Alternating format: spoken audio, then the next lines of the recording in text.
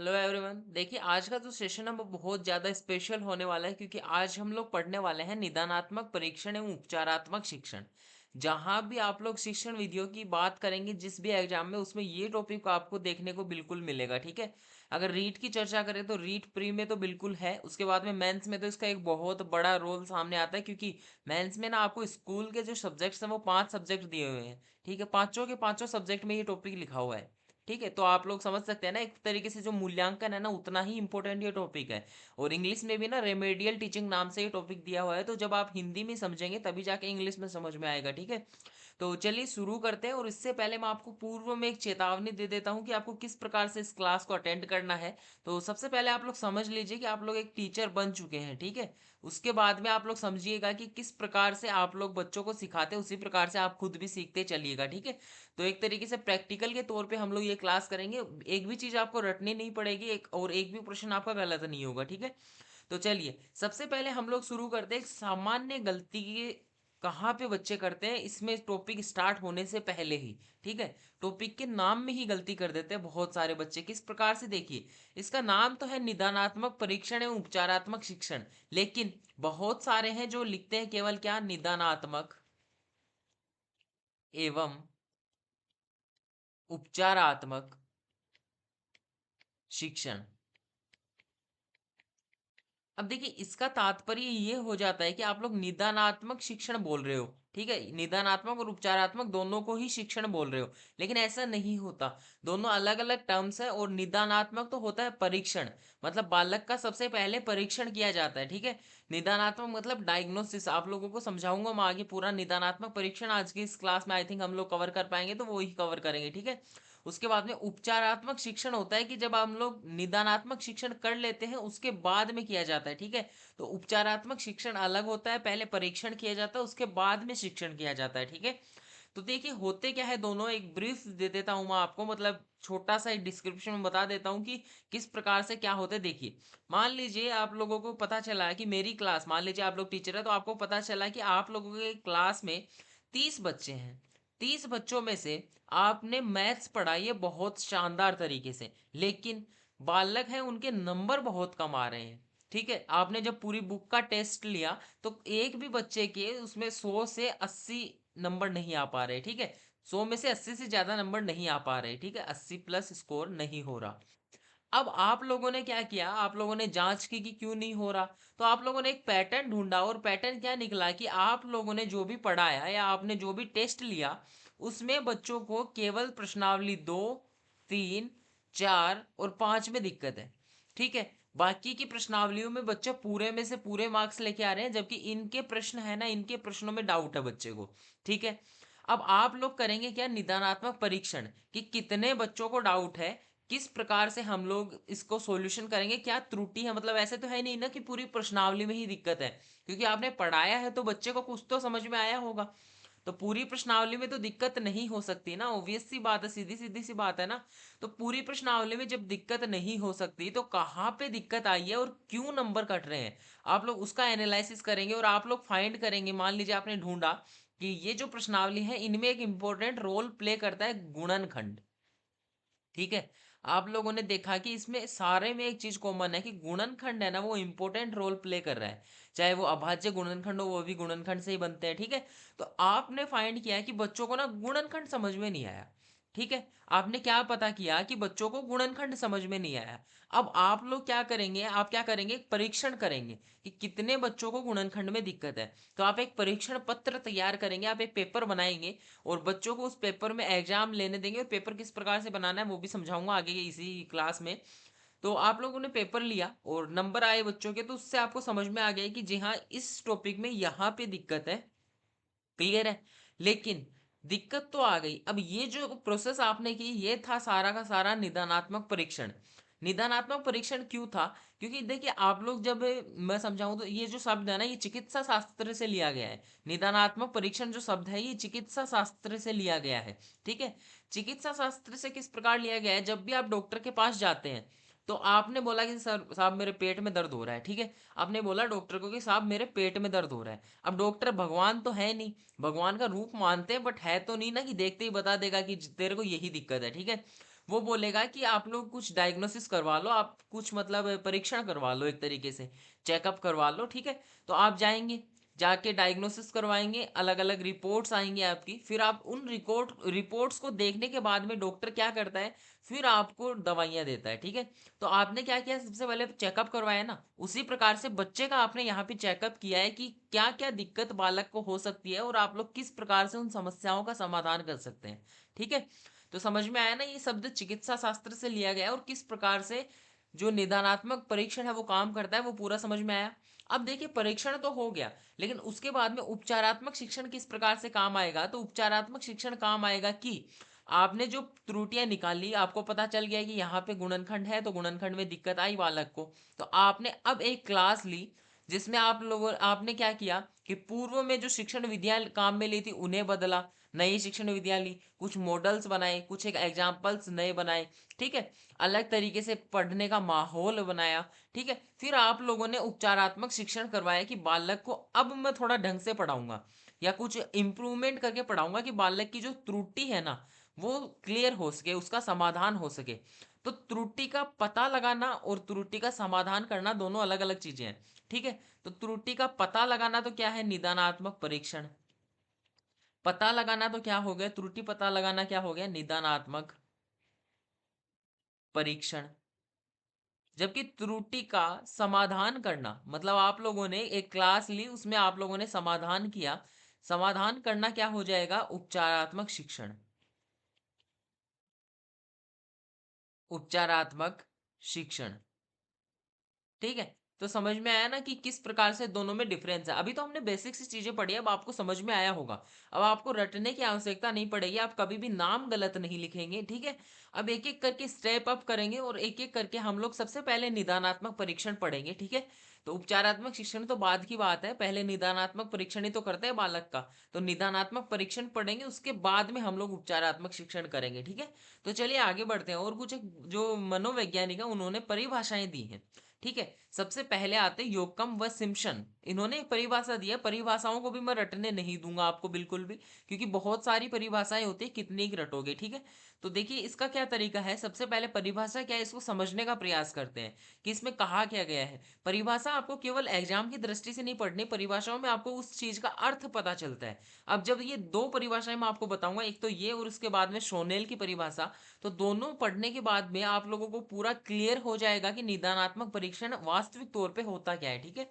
तो देखिए योकम व सिम्पसन ने क्या कहा है कि जो हमारा निदानात्मक परीक्षण है, निदानात्मक परीक्षण है वह साधन है। इन्होंने एक साधन बताया है निदानात्मक परीक्षण को। वह साधन है जो शैक्षिक वैज्ञानिकों द्वारा, यहाँ पे जो लिख लीजिएगा, छूट गया है, जो शैक्षिक वैज्ञानिकों द्वारा, शैक्षिक वैज्ञानिक कौन होते हैं, शैक्षिक वैज्ञानिक आप हैं स्वयं, या टीचर बोल सकते हैं। तो आप जो टीचर बन चुके हैं, जैसा कि मैंने शुरू में ही कहा, ठीक है, अपने आप को टीचर मानना है, तो आप हैं शैक्षिक वैज्ञानिक, ठीक है।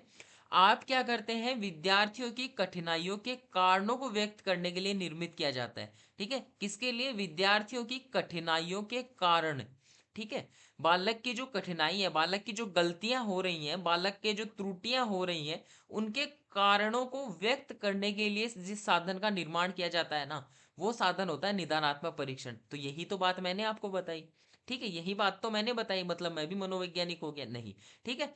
बस मैं समझाने का प्रयास कर रहा हूँ कि निदानात्मक परीक्षण वास्तविक तौर पे होता क्या है। क्लियर है ना सभी को, अभी तो मतलब समझ में आया होगा, थोड़ा तो मतलब दिमाग में बिल्ड हुआ होगा कि यार ये चीज होती है, ठीक है। तो क्या परिभाषा दी इन्होंने कि निदानात्मक परीक्षण वह साधन है जो शैक्षिक वैज्ञानिकों द्वारा विद्यार्थियों की कठिनाइयों के कारणों को व्यक्त करने के लिए निर्मित किया जाता है।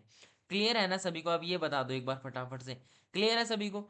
अब देखो याद किस प्रकार से करेंगे आप लोग, याद किस प्रकार से करेंगे वो देखिए। आपको याद करने में इतनी दिक्कत नहीं होगी, क्यों, आपको पूरी प्रश्न पूरी जो परिभाषा है वो याद रखनी ही नहीं है, बिल्कुल भी नहीं पढ़ना है। आपको याद रखना है केवल क्या, शैक्षिक वैज्ञानिक।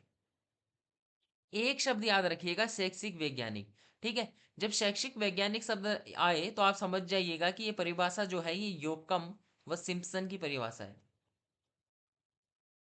किस प्रकार से प्रश्न आएगा, परिभाषा देगा और पूछेगा किसके अनुसार या किसने ये परिभाषा दी है, किसका ये कथन है। तो ऑप्शन देगा ए योकम व सिम्पसन, ऑप्शन बी दे दिया सोनेल, ऑप्शन सी दे दिया ए व बी दोनों, ऑप्शन डी दे दिया इनमें से कोई नहीं। तो आपने जैसे ही शैक्षिक वैज्ञानिक शब्द देखा तो आपने योकम व सिम्पसन को टिक कर दिया। क्लियर है सभी को? तो अब समझ में आया ना कि किस प्रकार से आप लोग हल करेंगे चीजें, किस प्रकार से आप समस्याओं को हल करेंगे, किस प्रकार से आपके प्रश्न बनेंगे और किस प्रकार से निदानात्मक परीक्षण है जो काम करता है। अब आगे बढ़ते हैं और एक सोनेल की परिभाषा हो रहा है वो और समझ लीजिएगा जरा, ये रही आपके सामने, देखिएगा। सोनेल ने क्या कहा है, सोनेल की परिभाषा क्या कहती है, क्या ये अलग बताती है निदानात्मक परीक्षण को या फिर सेम ही बात बोलती है? देखिएगा, भाषा में निदानात्मक परीक्षण वह परीक्षण है, किसकी बात कर रहे हैं सोनेल? सबसे पहले ये देखिए, भाषा की बात कर रहे हैं। निदानात्मक परीक्षण वह परीक्षण है, सबसे पहले परीक्षण ही बताया है, जिसके द्वारा अनुसंधानकर्ता छात्र के भाषागत दोषों को खोजता है। ठीक है, अनुसंधानकर्ता, जो अनुसंधानकर्ता मतलब हो गए आप। ठीक है, अनुसंधानकर्ता मतलब क्या हो गए आप। अनुसंधानकर्ता क्या करता है, छात्र के जो भाषागत दोष हैं, मतलब भाषा में जो त्रुटियां हैं उनको खोजता है। तो मैंने क्या बोला कि त्रुटियों का पता लगाना क्या होता है, निदानात्मक या उपचारात्मक, निदानात्मक परीक्षण। तो वही बात ये बोल रहे हैं, बस ये भाषा के मैनर में बोल रहे हैं। ठीक है, कि भाषा में निदानात्मक परीक्षण क्या होता है कि अनुसंधानकर्ता जो है, जो मतलब शिक्षक है, वो छात्र के जो भाषागत दोष है, मतलब भाषा में जो भी कमियां हैं, जो भी त्रुटियां हैं, उनको खोजता है। ठीक है, और किन छात्रों की, जो अपने स्कूल के विषयों में सामान्य प्रगति नहीं कर रहे, मतलब उन छात्रों की जो अपने स्कूल के जो सब्जेक्ट्स हैं उनमें सामान्य तौर पे भी नहीं पढ़ रहे। ठीक है, अब ऐसे तो नहीं है ना कि आप लोग मतलब बालक हैं और वो नॉर्मली मतलब क्लास का जो टॉपर है ना वो मतलब 95% प्लस लेके आ रहा है। ठीक है, लेकिन एक बच्चा 90 ला रहा है, तो आप लोग उसका थोड़ी ना करने बैठेंगे निदानात्मक परीक्षण कि यार इसकी दिक्कत कहाँ पे है, ऐसा तो नहीं होता ना। मतलब सामान्य है, एक तरीके से हम लोग कुछ भी पैटर्न सेट करते हैं सामान्य के तौर पे। मतलब जो हमारी क्लास का एवरेज स्कोर, एक तरीके से आप लोग देख लीजिए कि औसतन जो विद्यार्थी है वो कितना बना रहे हैं, और उससे बाद में बहुत ज्यादा कम जो छात्र है उनका निदानात्मक परीक्षण किया जाता है।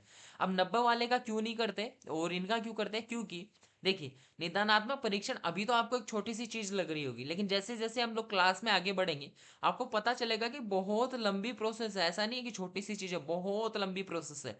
ठीक है, और टाइम बहुत ज्यादा लगेगा। सबसे पहले टाइम ज्यादा लगेगा, अकेले निदानात्मक जो परीक्षण है उसको करके क्या करेंगे आप लोग, उपचारात्मक शिक्षण भी तो करना पड़ेगा ना। तो इसीलिए टाइम बहुत ज्यादा लगेगा। अगर एक एक बच्चे का जैसे मतलब एक एक टॉपिक के लिए आप लोग निदानात्मक परीक्षण करने बैठ गए ना, तो फिर बहुत ज़्यादा दिक्कत हो जाएगी। तो इससे बचने के लिए या इसके लिए मतलब एक तरीके से देखिए, जो क्लास में अधिकतम बच्चे जिस कठिनाई का सामना करते हैं ना उस उनका निदानात्मक परीक्षण किया जाता है। ठीक है, तो समझ में आया? अब सोनेल की परिभाषा और जो योकम एंड सिम्पसन की परिभाषा है, अब देखिए इसको भी याद किस प्रकार से करेंगे आप लोग, केवल अनुसंधानकर्ता या नाम याद रखेंगे। ठीक है, केवल अनुसंधानकर्ता नाम याद रखेंगे और समझ जाइएगा कि सोनेल की परिभाषा है। ठीक है, सभी को क्लियर है? अब आगे बढ़ूं तो देखिए, योकम और सिम्पसन की जो परिभाषा है उसके अनुसार आप लोग क्या निष्कर्ष निकालते हैं? आप निष्कर्ष ये निकालते हैं कि कारणों का पता लगाना ही नैदानिक परख है। ठीक है, क्या है निदानात्मक शिक्षण का अर्थ? कि कारणों का पता लगाना। कौन से कारण? असफलता के कारण। मतलब असफलता वो नहीं कि बहुत बड़ी जिंदगी में असफलता हो गई बालक को, ऐसा नहीं है। बट कहाँ पे बालक मतलब कम नंबर ला रहा है तो उसके कारणों का पता लगाना। ठीक है, या त्रुटियों का पता लगाना, या हमारी जो कमियां हैं उनका पता लगाना ही क्या है, निदानात्मक परीक्षण है। क्लियर है सभी को? अब चलिए आगे बढ़ते हैं। बहुत ही प्यारे तरीके से हमने टॉपिक को यहाँ तक समझा है और अब एक बेस तैयार हो जाएगा। अब मैं थोड़ा फटाफट आगे बढ़ूंगा, अब ज़्यादा दिक्कतें पैदा नहीं होंगी। ठीक है, तो देखिए सबसे पहले आपके मन में एक सवाल आया होगा कि निदानात्मक परीक्षण की आवश्यकता है क्यों? ठीक है, आप लोग ही उत्तर देंगे इस प्रश्न का भी। और क्योंकि मैंने आपको स्टार्टिंग में ही समझा दिया था, पूरा एकदम स्टार्टिंग से अब तक हम लोग यही पढ़ रहे थे कि निदानात्मक परीक्षण चाहिए क्यों बच्चे को और क्यों इसकी आवश्यकता है और होता क्या है, यही पढ़ रहे थे। ठीक है, देखिए सबसे पहले आपको अगर इस प्रकार के टॉपिक में आपको सबसे पहले बताऊं कि कौन से प्रश्न बनते हैं, तो प्रश्न बनते हैं आपके थिंकिंग के आधार पे। ऐसा नहीं है कि आपको रटे रटाया कुछ पूछ लेगा। हाँ, प्रश्न बन सकते हैं, यानी कि जैसे परिभाषा दे दी तो वो तो रटने के बेसिस पे ही होती है, बट हमने एक वर्ड से लिंक कर लिया उसको, तो हम लोग वो भी कर लेंगे। बट ज्यादातर जो सवाल बनते हैं वो बनते हैं आपकी थिंकिंग के बेसिस पे। मतलब आप किस प्रकार से सोचते हैं, आप किस प्रकार से अपनी जो दिमाग है उसकी प्रोसेसिंग करते हैं, उस प्रकार से प्रश्न बनते हैं। अब जैसे निदानात्मक परीक्षण की आवश्यकता क्यों पे ये प्रश्न बनेगा अगर, तो आपको एक स्टेटमेंट देगा कि निदानात्मक परीक्षण की आवश्यकता हमें क्यों पड़ती है या बालक को क्यों आवश्यकता पड़ती है। फिर 3 आपको दे देगा जो मैच करते हैं और 1 आपको दे देगा जो मैच नहीं करते हैं। ठीक है, सीधी सी बात है। अब देखिए आप लोग किस प्रकार से इसका आंसर दोगे, आप पहले सोचिए। सोचिए, अपने दिमाग पे जोर डालिए कि सबसे पहले निदानात्मक परीक्षण अगर आप हैं टीचर तो आप क्यों करेंगे बालक का। तो इसीलिए करेंगे क्योंकि आपके विषय विशेष में या आपके एक टॉपिक में बालक को कमजोरी या जो भी कमजोरी है या जो भी कमी है उसका आप लोग ज्ञान करना चाहेंगे अपने आप को। ठीक है, तो सबसे पहले विषय विशेष में कमजोरी का पता लगाना। ठीक है, सबसे पहले तो यही चीज आती है कि विषय विशेष एक टॉपिक में बालक को कहाँ पे दिक्कत है उसका पता लगाना। क्लियर है सभी को। तो इसी प्रकार से आप लोग एक एक करके और अपने दिमाग में सोचिए और फिर आप देखिएगा कि मैं लिखूंगा जो भी चीजें, उनमें आपका जो पॉइंट है वो है नहीं है या फिर नहीं। अगर नहीं है तो आप कमेंट में बताइएगा, और है तो मैंने लिख ही दिया तो फिर बताना भी क्या ही है। ठीक है, देखिए एक तो ये हो गया। उसके बाद में एक आपने साइकोलॉजी में टर्म पढ़ी होगी, अधिगम। ठीक है, तो अधिगम में जो कठिनाई होती है, एक ही बात है, ऊपर वाली ही बात मैं दोबारा लिख रहा हूं। ऐसे मान लीजिए कि अधिगम की जो कठिनाई है, अधिगम की कठिनाइयों का पता लगाना, मतलब बालक सीखने में कोई अगर इश्यू है उसको तो उसका पता लगाना, एक ही बात है। ठीक है, उसके बाद में अब देखिए मैंने आपको स्टार्टिंग में ही बताया था कि पहले निदानात्मक परीक्षण किया जाता है उसके बाद में उपचारात्मक शिक्षण है। निदानात्मक परीक्षण अगर नहीं हुआ तो उपचारात्मक शिक्षण भी नहीं होगा। ठीक है, अगर निदानात्मक परीक्षण नहीं हुआ तो उपचारात्मक शिक्षण भी नहीं होगा। तो ये क्या करता है, ये है उपचारात्मक शिक्षण को आधार प्रदान करता है। आधार प्रदान करता है। ठीक है, समझ में आया कि उपचारात्मक शिक्षण को बेस प्रोवाइड करता है। मतलब अगर निदानात्मक परीक्षण नहीं होगा तो फिर उपचारात्मक शिक्षण भी नहीं होगा। क्लियर है सभी को। अब देखिए उसके बाद में बात करें तो एक तरीके से ना ये पाठ्यक्रम निर्माण में भी भूमिका निभा सकता है। ठीक है, उत्तम पाठ्यक्रम बनाने में सहायक, उत्तम पाठ्यक्रम बनाने में सहायक। किस प्रकार से, देखिए उत्तम पाठ्यक्रम बनाने में सहायक किस प्रकार से है कि बालक मान लीजिए जो भी पढ़ रहे हैं जहां पे भी दिक्कत है तो आप उसी अकॉर्डिंग पाठ्यक्रम बना सकते हैं कि कहाँ कहाँ त्रुटियां हैं, कौन सा बच्चों के लिए उपयुक्त रहेगा, कौन सी चीजें बच्चे सीख चुके हैं। अब जैसे पहली क्लास में भी वही चीज पढ़ रहे हैं आप, दूसरी में भी वही पढ़ रहे हैं, तीसरी चौथी पांचवी छठी, तो ऐसा थोड़ी ना होगा। मतलब आप अगर परख हो गया आपको कि त्रुटि कहाँ पे है तो आप लोग वो चीज बालक को सिखा पाओगे। आप अपने दिमाग में एक मैप बना पाओगे कि मुझे ये पढ़ाना है बच्चे को इतने टाइम पीरियड में। ठीक है, तो ये निदानात्मक परीक्षण की आवश्यकताएं हैं। अब आप 1 मिनट सोचिए, मैं पानी पी लेता हूं तब तक, और मुझे कमेंट सेक्शन में बताइए अगर आपको कुछ और भी याद आ रहा है या फिर और कुछ भी इसकी आवश्यकता आपको याद आ रही है तो जल्दी से बताइए।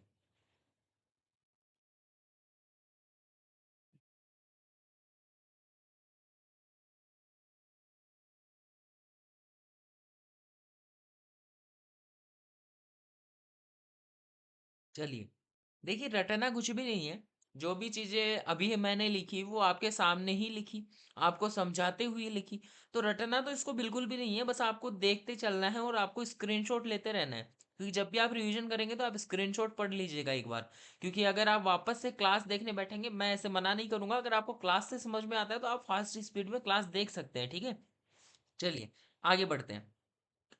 अब देखिए अब टॉपिक आता है हमारा निदानात्मक परीक्षण के प्रकार। ठीक है, बहुत ही बढ़िया टॉपिक और बहुत आसानी से हम लोग कर लेंगे क्योंकि आप लोग इंटेलिजेंट है। ठीक है, देखिए निदानात्मक परीक्षण के प्रकार से हम लोग क्या समझते हैं कि निदानात्मक परीक्षण कितने टाइप्स, मतलब प्रकार को हम लोग क्या बोलते हैं, टाइप्स। तो हम लोग यहाँ पे टाइप्स पढ़ने वाले हैं, कितने प्रकार से हो सकता है निदानात्मक परीक्षण। ठीक है साहब, अब देखो किस प्रकार से समझेंगे। बहुत आसान है, कुछ भी रटना नहीं है, एक भी अक्षर रटना नहीं है, बिल्कुल भी नहीं रटना, ठीक है। देखिए, दो प्रकार का होता है। एक तो अगर अकेले बच्चों का करोगे तो व्यक्तिगत। अब मना थोड़ी ना करता है निदानात्मक परीक्षण की मुझे समूह में नहीं किया जा सकता। तो दूसरा होता है सामूहिक। ठीक है, समझ गए। अब देखिए, इसको ना ऐसे भी लिख सकते हैं आप लोग कि सामूहिक को छोड़िए, आप लोग एक मतलब सेम मैनर में लिखेंगे तो समूहगत, व्यक्तिगत और समूहगत। सामूहिक भी होता है, एक ही बात है, बट थोड़ा अच्छा लगता है, ठीक है, गत वाला सब लिख रहे हैं तो अच्छा लगता है। ठीक है, या फिर हम लोग बोल सकते हैं कि व्यक्ति केंद्रित, मतलब एक ही व्यक्ति अगर केंद्र में हो, मतलब एक ही व्यक्ति का हम लोग डायग्नोसिस कर रहे हो। या फिर समूह केंद्रित, कि मतलब क्लास में बहुत सारे बच्चे हैं, जैसे हमारे पास में 30 बच्चों के एक क्लास में 10 बच्चे जो हैं एक ही समस्या से जूझ रहे हैं, तो उनकी समस्या का जो पता लगाना है वो हो जाएगा समूह केंद्रित। ठीक है, अब देखिए समझ में तो आया होगा आपको, बट थोड़ा सा और चर्चा करते हैं कि इसमें होता क्या है और उसमें ऊपर वाले में क्या होता है। देखिएगा, सबसे पहले मैं आपको समझाऊं कि व्यक्ति केंद्रित और समूह केंद्रित में फर्क क्या है। तो देखिएगा, व्यक्ति केंद्रित का अर्थ होता है कि ये बालक विशेष के लिए होता है। किसके लिए होता है? बालक विशेष के लिए। ठीक है, जबकि ये वाला किसके लिए होता है? ये वाला होता है समूह विशेष के लिए। समूह विशेष के लिए। बस इतनी सी चीजें समझ में आ जाएगी आपको, कोई इतनी खास बात नहीं है। ठीक है, देखिए सबसे पहले हम लोगों ने पढ़ा कि निदानात्मक परीक्षण होता क्या है, उसकी परिभाषाएं पढ़ी, उसकी आवश्यकता क्यों होती है, उसके बाद में हमने उसके प्रकार पढ़े। अब इसमें दो तीन सब टॉपिक और है, फिर टॉपिक हमारा पूरा हो जाएगा और आप लोग 100/100 लाने के लिए तैयार हो जाओगे इस टॉपिक में। ठीक है, ऐसा नहीं है कि 100 प्रश्न पूछे जाएंगे किसी भी एग्जाम में, बट मैं बता रहा हूँ कि अगर आप लोग 100 प्रश्न भी सोल्व करते हो ना इसके, तो आप लोग आराम से लगभग प्रश्न कर लोगे। ठीक है, अगर कोई प्रश्न एक आध ऐसा, सीधी सी बात है कि अगर कोई मतलब एक ही बार प्रश्न पूछा गया और बहुत सारा आउट ऑफ द टॉपिक आ गया, तो कर भी क्या ही सकते हैं, आप अकेले ही तो नहीं कर पाओगे ना उसको, बहुत सारे बच्चे नहीं करेंगे उसको। ठीक है, बट बहुत आप आगे निकल जाओगे और बच्चों से, क्योंकि आपको बार बार में रटना नहीं पड़ेगा। ठीक है, चलिए आगे बढ़ते हैं, अगले स्लाइड पे चलते हैं। और अब हम लोग क्या पढ़ेंगे? अब हम लोग पढ़ेंगे विशेषताएं, जो कि आवश्यकताएं क्यों है उसी के आधार पे है। ज्यादा कुछ नहीं करना, बट देखते रहिएगा आप लोग विशेषताएं क्या है इसकी। देखिए, सबसे पहली विशेषता मैं लिखता हूं, आप लोग सोचिए। सबसे पहले सोचिए, और हमने जो आवश्यकता क्यों लिखे ना उसी स्लाइड पे चलता हूं मैं सबसे पहले। ठीक है, यहाँ पे देखिए, यहाँ पे हमने लिखा कि विषय विशेष में कमजोरी का पता लगाया जाता है। पता लगाना इसकी आवश्यकता है, क्योंकि इसी के द्वारा पता लगाया जाता है। तो यही विशेषता हो जाएगी कि विषय विशेष में कमजोरी का पता लगाते हैं साहब हम इससे। ठीक है, क्या हो जाएगी विशेषता? विषय विशेष में कमजोरी का पता लगाया जा सकता है। ठीक है, पहली विशेषता हो गई कि विषय विशेष में कमजोरी का पता लगाया जा सकता है। हमने दूसरी आवश्यकता लिखी थी कि अधिगम की कठिनाइयों का पता लगाया जाता है। तो वही विशेषता हो जाएगी कि अधिगम की कठिनाइयों का पता लगाया जा सकता है। अधिगम की कठिनाइयों का पता लगाया जा सकता है। कुछ भी अलग नहीं लिख रहा, सेम ही चीज है, बट समझने का प्रयास करिए, आपको रटना नहीं है बिल्कुल भी। तीसरी चीज मैंने लिखी कि उपचारात्मक शिक्षण को आधारशिला प्रदान करता है, यही विशेषता भी हो जाएगी इसकी। उपचारात्मक शिक्षण को आधार प्रदान करता है। अब देखिए, एक तरीके से ये तो हो गई फर्जी विशेषता, क्योंकि प्रश्न यहां से बनते ही नहीं है, हम लोग कितने भी लिख ले। बट मैं आपको समझाने का प्रयास कर रहा था कि विशेषताएं होती क्या है। ठीक है, आपको याद ये भी रखना है, याद रखने से मैंने रखे आप समझ जाएं, बस इतना ही है, मतलब रटना नहीं है, बहुत ज्यादा दिमाग पे जोर नहीं डालना। ठीक है, देखिए ये सीधी सीधी बताऊं तो ये गुणात्मक प्रोसेस नहीं है, गुणात्मक नहीं है,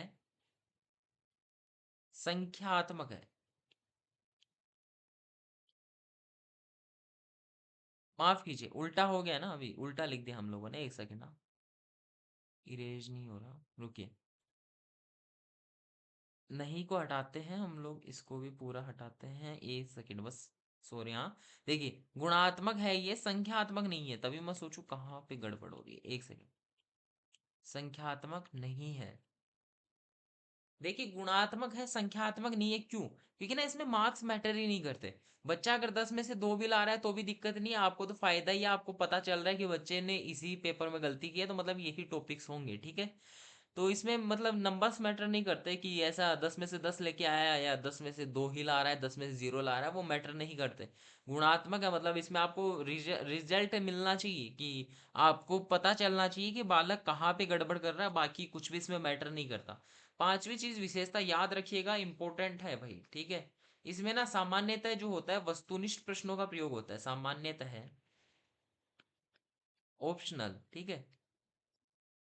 ऑप्शन वाले मैं सीधा सीधा लिखता हूँ ताकि आपको समझ में आए, या कोष्टक में भी लिख देता हूँ, वस्तुनिष्ठ। एक सेकेंड। वस्तुनिष्ठ प्रश्नों का प्रयोग, ठीक है। वस्तुनिष्ठ प्रश्नों का प्रयोग किया जाता है, ये भी क्लियर है। अब देखिए, इसमें ना एक चीज आपको यहाँ पे समझ में आई होगी, और मैं यहाँ लिख भी देता हूँ, ऊपर लिखता हूँ विशेषता यहाँ पे, कि सही प्रश्न का कोई अंक नहीं होता।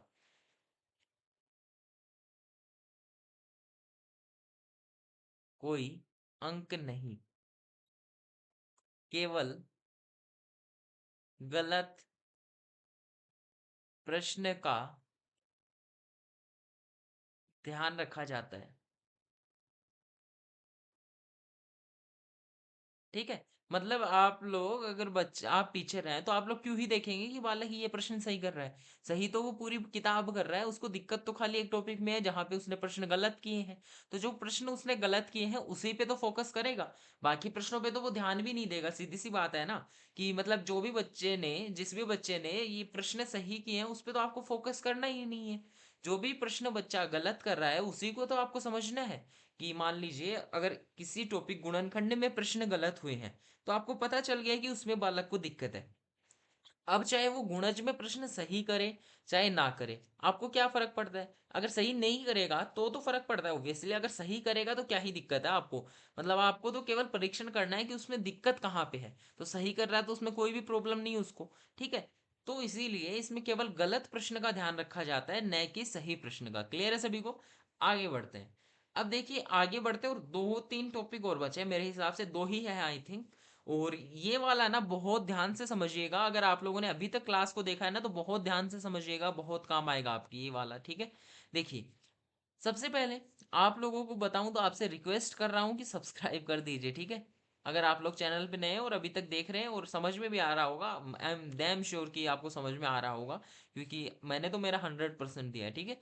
तो समझ में आ रहा है तो सब्सक्राइब कर दीजिएगा, और वीडियो पसंद आए तो लाइक भी कर दीजिएगा, ठीक है। चलिए, आप समझते हैं कि निदानात्मक परीक्षण की प्रक्रिया क्या होती है, मतलब प्रोसेस क्या होती है, ठीक है। देखिए, किस प्रकार से निदानात्मक परीक्षण किया जाता है, इसकी प्रोसेस क्या होती है, बेसिक से समझेंगे। देखिए, सबसे पहले छात्रों का चयन किया जाता है। छात्रों का चयन किस प्रकार से करेंगे? आप लोग, जैसे आप शिक्षक है तो शिक्षक अपने अनुभव व अवलोकन के आधार पे,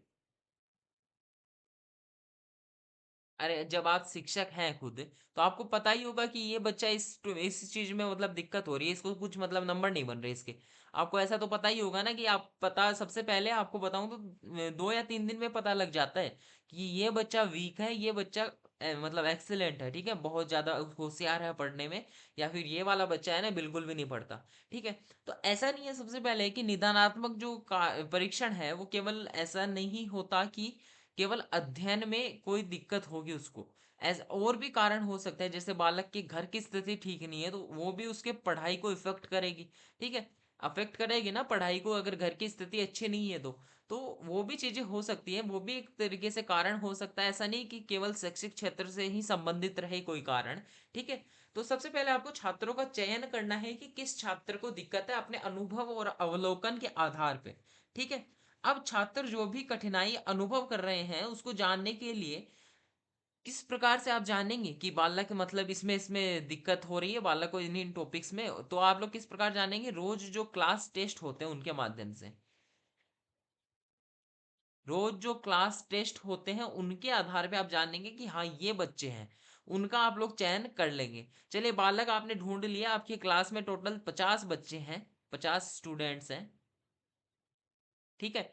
आप लोगों ने ढूंढे हैं टोटल 12 स्टूडेंट्स, ठीक है। 12 बच्चे आपने ढूंढ लिए कि इनको आपको इनको दिक्कत हो रही है, ठीक है। बच्चे ढूंढ लिए, अब दिक्कत तो हो रही है लेकिन कहाँ पे?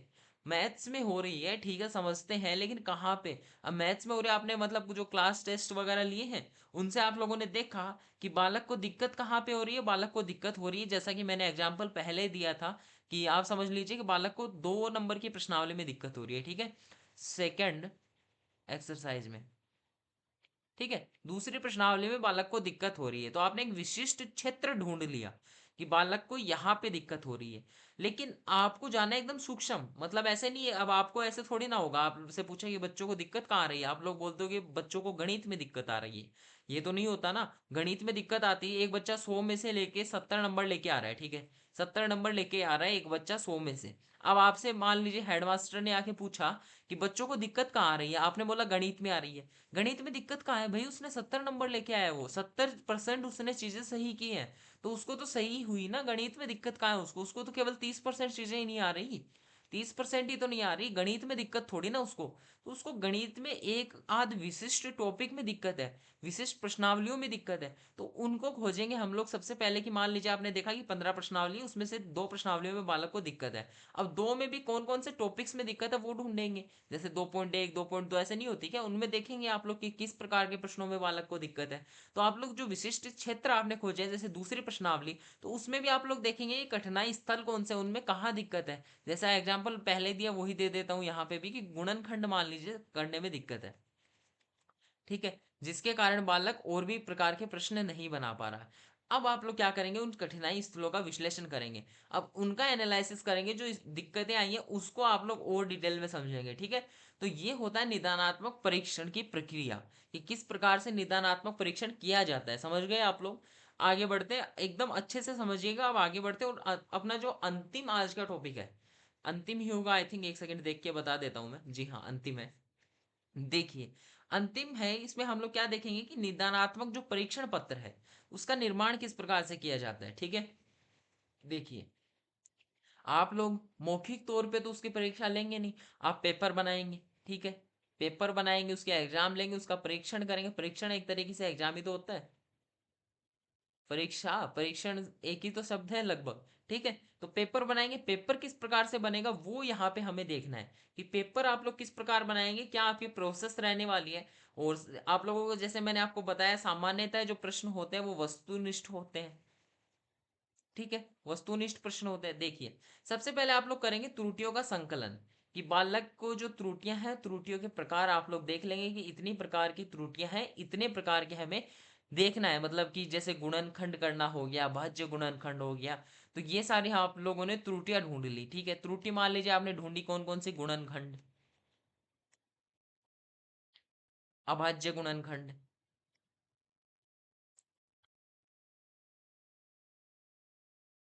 और आपने जैसे गुणज में भी देख लीजिए, एक एग्जांपल ले लेते हैं हम लोग, कि आपने ये तीन चीजें देखी कि तीनों में बच्चे को दिक्कत हो रही है, तो आपने त्रुटियां है वो ढूंढ ली।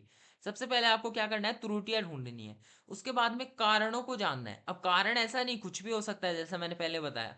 अब आप लोग कारण जानेंगे इन चीजों के। अब कारण क्या क्या हो सकते हैं, कारण आपकी तरफ से भी हो सकते हैं, मतलब शिक्षक की तरफ से भी कारण हो सकते हैं, ठीक है। और दूसरा, बालक की तरफ से भी कारण हो सकते हैं, बालक भी ऐसा नहीं कि सफेद है एकदम, ठीक है। शिक्षक भी ऐसा नहीं है कि एकदम क्लियर आपकी कोई गलती नहीं है। हो सकता है आपने जो पढ़ाई, उस जब आपने ये टॉपिक्स पढ़ाए, तो उस टाइम पे जो शिक्षण विधियां थी वही आपने गलत काम में ले ली, ठीक है। आपको शिक्षण विधि काम में, जैसे मान लीजिए आप दूसरी क्लास के बच्चों में आप लोग व्याख्या विधि काम में ले रहे हैं, ठीक है, आप लोग लेक्चर दिए जा रहे हैं, बच्चे के ऊपर से जाएगा, कुछ नहीं समझ में आएगा, ठीक है। तो वही है कि आपको शिक्षण विधियों का चयन है ना, वो एकदम ढंग से करना होगा, एकदम सही तरीके से करना होगा। तो शिक्षक की तरफ से भी गलतियां हो सकती है, कि आपने मान लीजिए कि गलत शिक्षण विधि काम में ले ली हो, या फिर आपको ही नहीं आता हो, ऐसा भी हो सकता है। आपको मान लीजिए टॉपिक ही नहीं पता हो, तीनों के तीनों, ठीक है, आपको खुद को ही टॉपिक नहीं पता हो आपका, या फिर जो पता हो वो गलत पता हो, ठीक है। तो शिक्षक का त्रुटिपूर्ण ज्ञान, यहाँ लिख देता हूं मैं सारी चीजें, एक सेकेंड ना, जी यहाँ लिखते हैं हम लोग। शिक्षक का त्रुटिपूर्ण ज्ञान। दूसरा हो गया हमारा, शिक्षक का त्रुटिपूर्ण ज्ञान के बाद में हमारा एक अभी हमने देखा क्या, कि शिक्षण विधियां, गलत शिक्षण विधियां, विधियों का चयन। शिक्षण विधियां तो गलत नहीं होती ना, लेकिन गलत जगह पे काम में ले लेते हैं हम लोग, ठीक है। उसके बाद में मान लीजिए अगर भाषा में कोई दिक्कत है तो उच्चारण दोष में शिक्षक की ही गलती हो।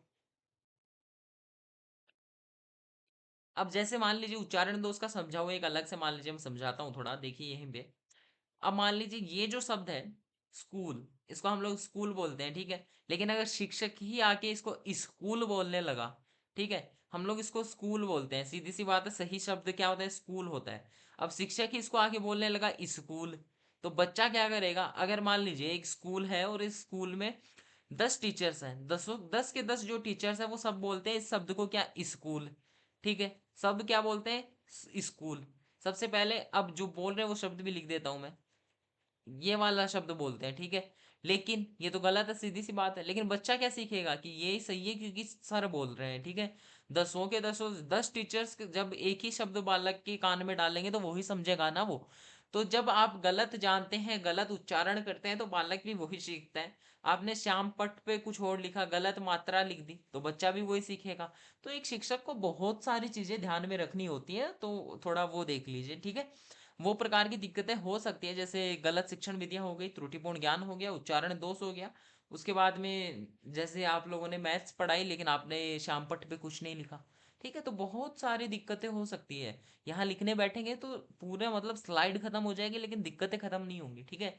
और वही बालक की तरफ से भी होती है, बालक के मान लीजिए आईक्यू ही कम है बालक का, अब क्या कर लेगा वो, मतलब उसकी भी गलती थोड़ी ना, अब आप लोग अच्छे से पढ़ाओगे उसको और अलग शिक्षण विद्या काम में लोगे, ठीक है।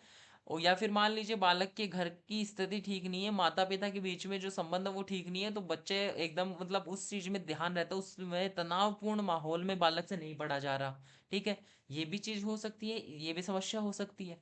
और या फिर बोलूं तो जैसे मान लीजिए व्याकरण का ज्ञान का अभाव हो सकता है, आप लोग कहाँ से सीखेंगे उच्चारण दोष।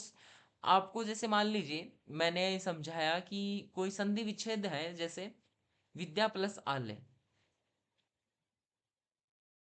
ये वाला एक संधि विच्छेद है। अब इसकी संधि करनी है, बालक को व्याकरण ही नहीं आती तो वो गलत ही करेगा, तो व्याकरण सिखानी पड़ेगी। उसके बाद में संवेगों की अधिकता या आत्मविश्वास नहीं है बालक में, या बालक शर्माता है, प्रश्न पूछने में झिझकता है। स्थानीय बोली का अभाव, मतलब आप लोग हिंदी में पढ़ाए जा रहे हैं, अब बच्चे को हिंदी समझ में ही नहीं आती, तो बहुत सारी दिक्कतें हो सकती है। तो आप लोगों ने कारण जान लिए कि हाँ ये कारण है, ठीक है। हमने ये वाला पॉइंट कुछ ज्यादा लंबा खींच दिया, अब अपने टॉपिक पे चलते हैं, ठीक है। देखिए उसके बाद में है नील पत्र का निर्माण। नील पत्र क्या होता है, ब्लूप्रिंट। ये क्या होता है, देखिए जैसे हमने जो त्रुटि लिखी ये वाली थी, 3 त्रुटियां हमारे निकली, तो ब्लूप्रिंट में आप लोग देखेंगे कि कितने प्रश्न किस प्रकार की त्रुटि के कितने नंबर के लिखने हैं, ठीक है। जैसे आपने देखा कि 5 प्रश्न मैं गुणनखंड के दूंगा, जबकि मैं 2 प्रश्न दूंगा भाज्य गुणनखंड के, और मैं 10 प्रश्न दूंगा किसके, गुणज के। मैं 10 नंबर के प्रश्न दूंगा किसके, हर प्रश्न मतलब 2 नंबर का होगा, तो गुणनखंड के 10 नंबर के, अभाज्य गुणनखंड के 4 नंबर के, और गुणज के 20 नंबर के।